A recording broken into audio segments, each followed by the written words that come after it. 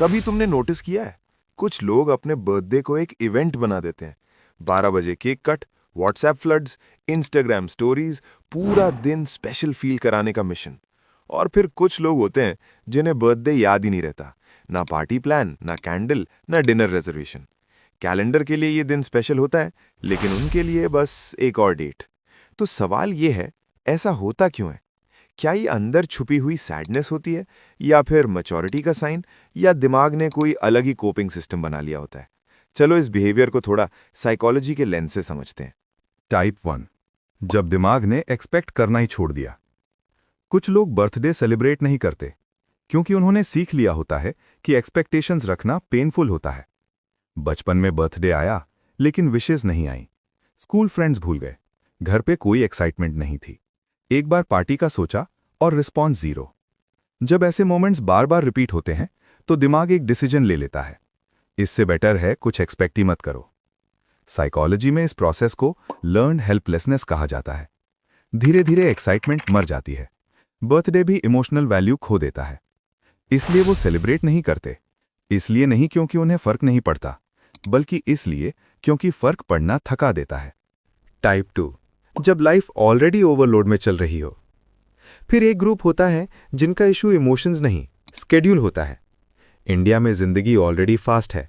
College, office, traffic, pressure, घर की जिम्मेदारियां, पैसा, फ्यूचर का स्ट्रेस। इस केओस के बीच बर्थडे एक रिमाइंडर बन के आता है, जो इग्नोर हो जाता है।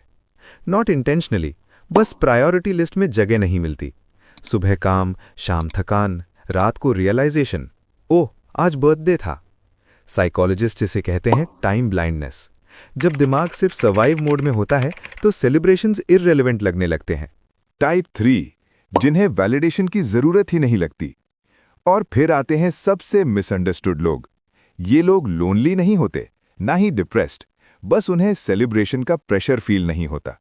ये लोग अपनी वैल्यू लाइक्स, विशेज और अटेंशन से मेजर नहीं करते। रिसर्च कहती है जब हैप्पीनेस सिर्फ एक्सटर्नल चीजों पे डिपेंड करती है तो वो अनस्टेबल हो जाती है। साइकोलॉजी में इस थिंकिंग को सेल्फ डिटर्मिनेशन थ्योरी से एक्सप्लेन किया जाता है।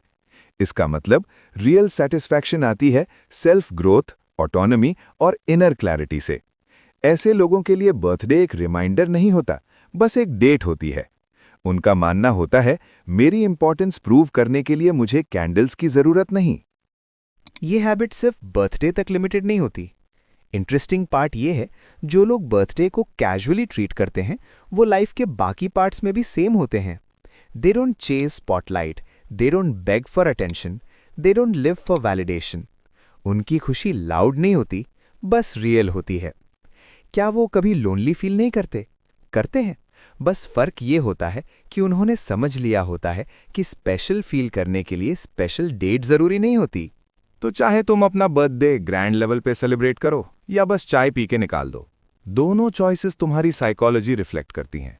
किसी के लिए ये पास्ट के वूंड्स हैं, किसी के लिए लाइफ का प्रेशर, और किसी के लिए इनर पीस। असली सवाल केक का नहीं है, असली सवाल ये है तुम अपनी एग्जिस्टेंस का सेलिब्रेशन बाहर ढूंढते हो या अपने अंदर। अगर ये वीडियो तुम्हें थोड़ा सा रुक के खुद के बारे में सोचने पर मजबूर करे तो चैनल को सब्सक्राइब करो। यहाँ हम ऊपर से नहीं, अंदर से बात करते हैं। हम बिहेवियर समझने की कोशिश करते हैं।